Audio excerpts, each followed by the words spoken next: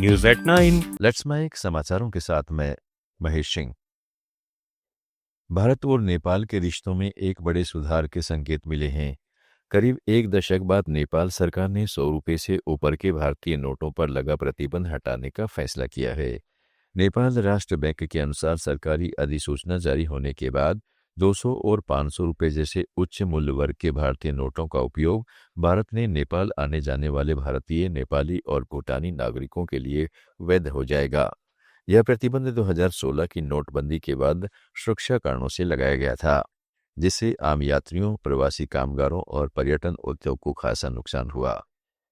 नए फैसले से सीमा पार व्यापार, पर्यटन और लोगों की आवाजाही को राहत मिलने की उम्मीद है।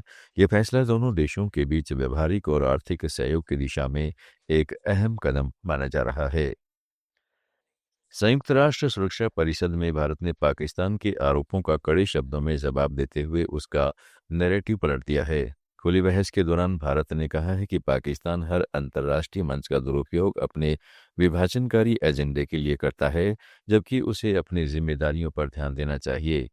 भारतीय प्रतिनिधि हरीश पर्वतनेनी ने तंज कसते हुए कहा है कि पाकिस्तान अपने लोगों की इच्छा का सम्मान करने का अनोखा तरीका अपनाता है, जहां एक निर्वाचित प्रधानमंत्री को जेल में डाला जाता है, सत्ताधारी राजनीतिक दल पर प्रतिबंध लगाया जाता है और सेना प्रमुखों को आजीवन कानूनी संरक्षण दिया जाता है। भारत ने साफ किया है कि जम्मू कश्मीर और लद्दाख उसके अभिन्न अंग है। सिंधु जल संधि सद्भावना के तहत की गई थी और जब तक सीमा पार आतंकवाद जारी रहेगा, पाकिस्तान की हर हिमाकत का जवाब दिया जाएगा। Let's Mic news at 9। अमेरिकी राष्ट्रपति डोनाल्ड ट्रंप ने ब्रिटिश ब्रॉडकास्टर बीबीसी के खिलाफ $10 अरब के हर्जाने की मांग करते हुए मुकदमा दायर किया है।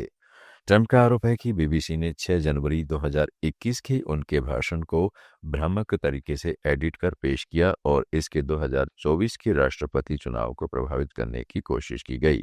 बीबीसी ने वीडियो एडिटिंग पर खेद जताया है, लेकिन मानहानि के आरोपों को खारिज किया है। फ्लोरिडा की फेडरल कोर्ट में दायर ट्रंप की याचिका में कहा गया है कि शांति की अपील वाले बयान को हटाकर भाषण के आक्रामक अंशों को जोड़ा गया, जिससे उनकी छवि को नुकसान पहुंचा। They actually put terrible words in my mouth having to do with January 6th that I didn't say.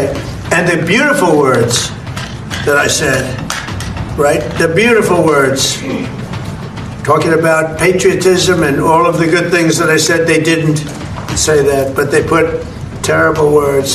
They actually have me speaking with words that I never said, and they got caught because I believe somebody at BBC said this is so bad it has to be reported.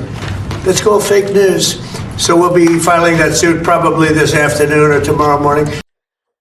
Australia के Sydney में यहूदी समुदाय पर हुए घातक हमले के बाद अंतर्राष्ट्रीय स्तर पर तनाव बढ़ गया है। जांच एजेंसियां हमलावरों के कथित पाकिस्तानी कनेक्शन की पड़ताल कर रही हैं। स्थानीय पदाधिकारियों के मुताबिक बॉन्डी बीच पर हुई गोलीबारी में 2 हमलावर शामिल थे, जिनमें से एक की मौके पर ही मौत हो गई, जबकि दूसरे की हालत गंभीर है।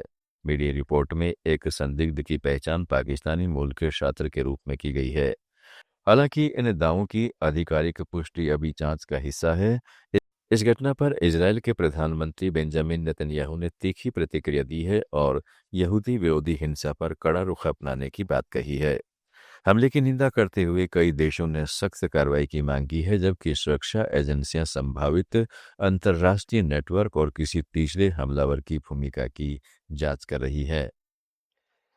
जुड़े रहेगा लेट्स माइक के साथ।